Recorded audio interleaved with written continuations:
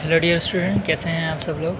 उम्मीद है आप सब ठीक होंगे। मेरा नाम आदिश कुमार महाराज है और आज आप सबको मेरे इस यूट्यूब चैनल आदिश द माइक्रोमैन में वेलकम। आज का जो लेक्चर है वो स्ट्रक्चरल ऑफ बैक्टीरियल सेल है, जिसमें हम इंटरनल स्ट्रक्चर पढ़ेंगे। एक्सटर्नल स्ट्रक्चर हमने प्रीवियस क्लासेस में पढ़ लिया है। सब्जेक्ट माइक्रोबायोलॉजी है, फर्स्ट सेमेस्टर BSN और बाय आदिश कुमार महाराज। ठीक है, ये लेक्चर सारा इंटरनल स्ट्रक्चर पे होगा। So internal structure of bacteria में कौन सी चीज़ें होती हैं ये हम देखेंगे। सबसे पहले जो चीज़ होती है उसे हम कहते हैं सेल मेम्ब्रेन, क्योंकि सेल वाल जो है ना वो बाहरी स्ट्रक्चर कहलाती है। सेल वाल के बिल्कुल पीछे क्या होता है, सेल मेम्ब्रेन होती हैं, और सेल मेम्ब्रेन के अंदर जितनी भी चीज़ें होती हैं वो कहलाई जाती हैं cell internal structure of the bacteria. ठीक है, सबसे पहले हम सेल मेम्ब्रेन पढ़ेंगे। ये आप देख सकते हैं, मैंने दो एक बैक्टीरिया दिखाएं, ग्राम पॉजिटिव और ग्राम नेगेटिव। ग्राम नेगेटिव मैंने आपको बताया कि जो सेल वाल दो चीज़ों से बनी हुई होती है, यानी एक्सटर्नल स्ट्रक्चर दो चीज़ें, पेप्टोग्लाइकन है और आउटर मेम्ब्रेन है।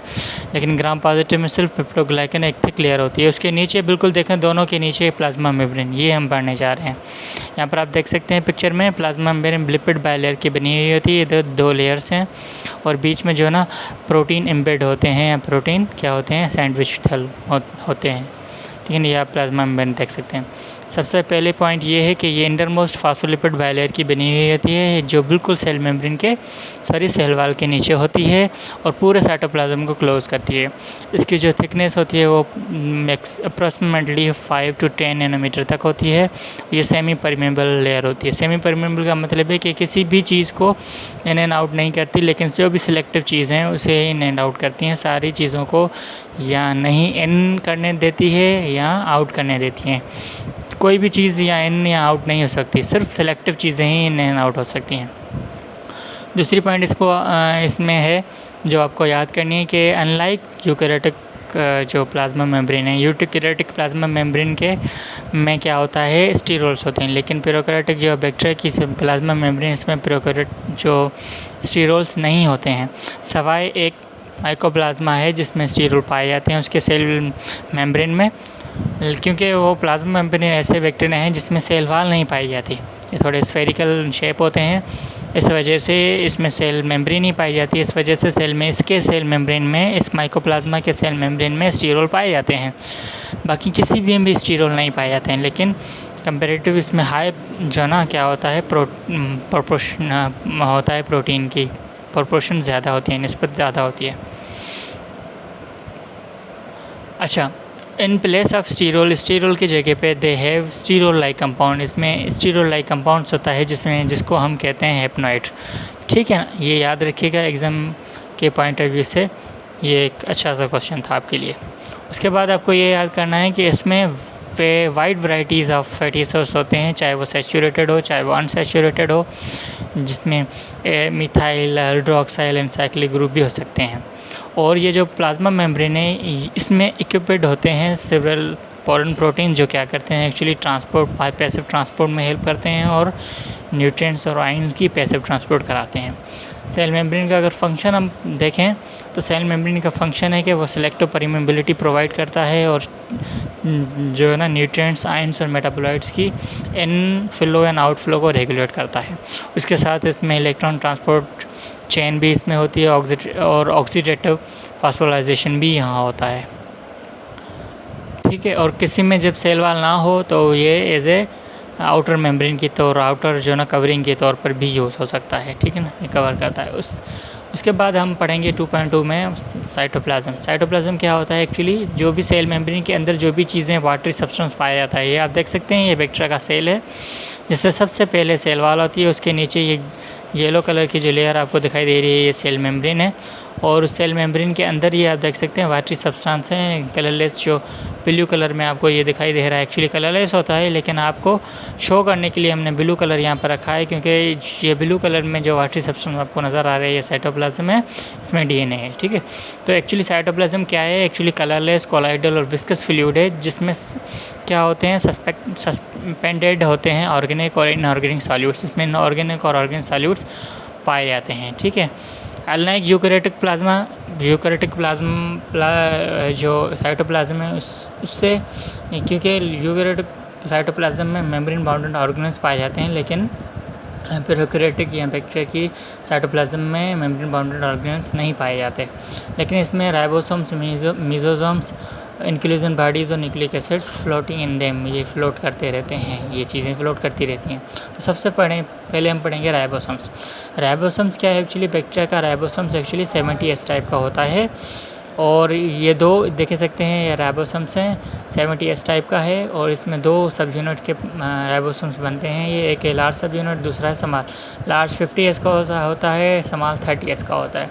इसका जो राइबोसोम्स का मेन काम ही है प्रोटीन और एंजाइम की प्रोडक्शन में हेल्प करना, चाहे वो यूकैरियोटिक में चाहे प्रोकैरियोटिक में, दोनों में प्रोटीन ही बनाता है।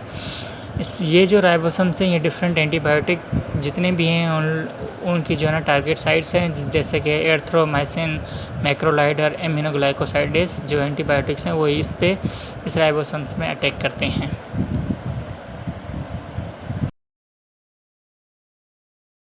अच्छा, उसके बाद हम पढ़ेंगे मेसोसोम्स 2.2 में। मेसोसोम्स क्या हैं? They are vascular and branched structure formed by invaginated of the plasma membrane. या प्लाज्मा मेम्ब्रेन देख सकते हैं, ये प्लाज्मा मेम्ब्रेन क्या हो जाती है? इन्वेजिनेट हो जाती है, मतलब कि अंदर की तरफ आ जाती है, ब्रांचेड हो जाती है। तो ये स्ट्रक्चर जो फॉर्म करती है, इस स्ट्रक्चर हमको मेसोसोम्स कहते हैं। एक्चुअली ये मेसोसोम्स क्या रिप्रेजेंट करता है? जैसे यूकैरियोटिक में माइटोकॉन्ड्रिया होता है ना, तो प्रोकैरियोटिक में मेसोसोम्स होते हैं, जो actually as a site of action है किसकी?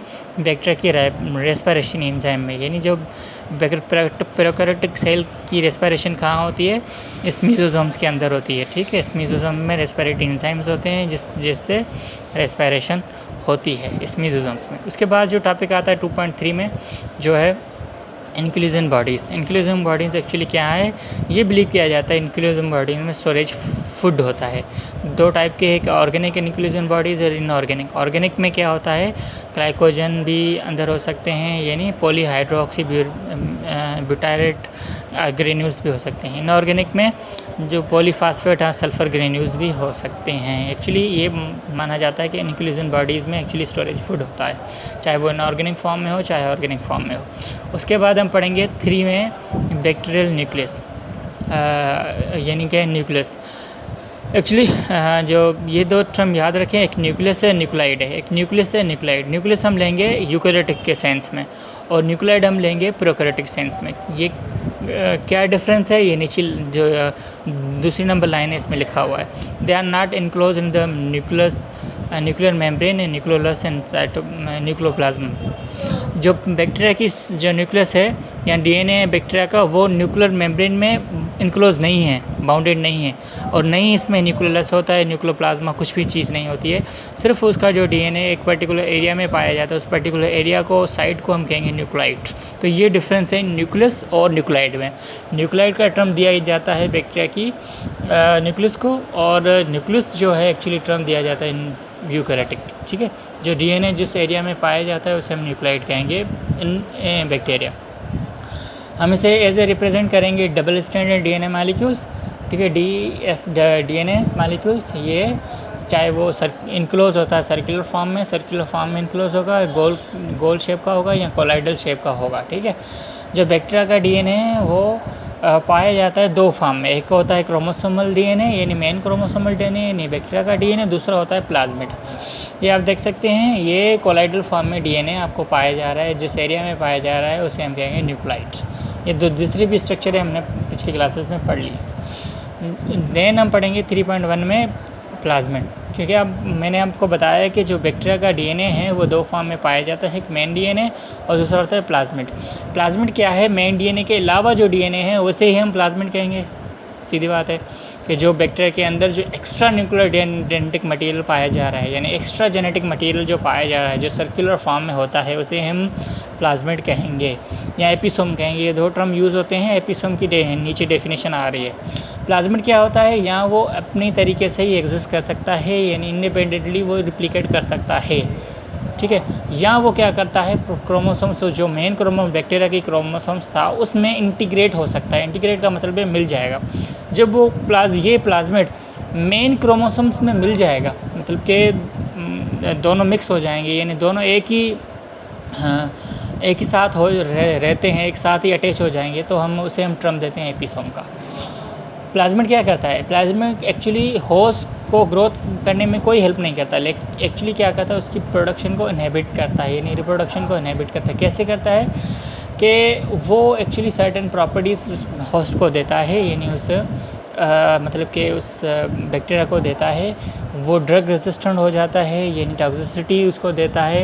मतलब कि ऐसे ही उस प्लाज्मिड में, एक्चुअली प्लाज्मिड है क्या, एक प्लाज्मिड कुछ नहीं है, वो डीएनए ही है। उस डीएनए में जीन्स होंगे ऑब्वियसली, तो वो उस जीन्स में एक्चुअली जीन्स कौन सी होती हैं, किसी भी एंटीबायोटिक या किसी भी ड्रग के अगेंस्ट में काम करने वाली जीन्स होती हैं, जो उस बैक्टीरिया को रेजिस्टिविटी प्रोवाइड करती है, और उसके साथ साथ टॉक्सिसिटी भी उसको देती है। ठीक है, तो सिमिलरली ये एडवांटेज है। ये आप देख सकते हैं बैक्टीरिया का डीएनए है ग्रेड शेप में, जो आप देख सकते हैं कोलाइडल शेप में आपको नज़र आ रहा है। ये सर्कुलर जो ब्लू कलर में जो आपको दिख रहा है वो प्लाज्मिड है। तो जब ये देखें इंडिपेंडेंटली आपको मिल रहा है, लेकिन ये क्या करे, ये प्लाज्मिड एक इससे साथ हो जाए, इसके साथ ही मिल जाए, यानी इसका एक हिस्सा यहाँ से काटे तो ये 2 हाफ में डिवाइड हो जाएगा, ये हाफ पार्ट है, ये भी 2 हिस्से में डिवाइड हो जाएगा। इसका एक एंड इसमें अटैच कर दो, इसका दूसरा एंड इसमें अटैच कर दो, तो ये क्या हो जाएंगे, इंटीग्रेट हो जाएंगे। तो इस फॉर्म को हम कहेंगे, जब मेन डीएनए और प्लाज्मिड का डीएनए आपस में इंटीग्रेट हो जाएं तो वो एपिसोम्स कहलाते हैं। ठीक है, ये प्लाज्मिड है। तो थैंक यू सो मच, यहाँ तक आपका लेक्चर था आज के लिए, और पढ़ाई करते रहें। अल्लाह हाफ़िज़।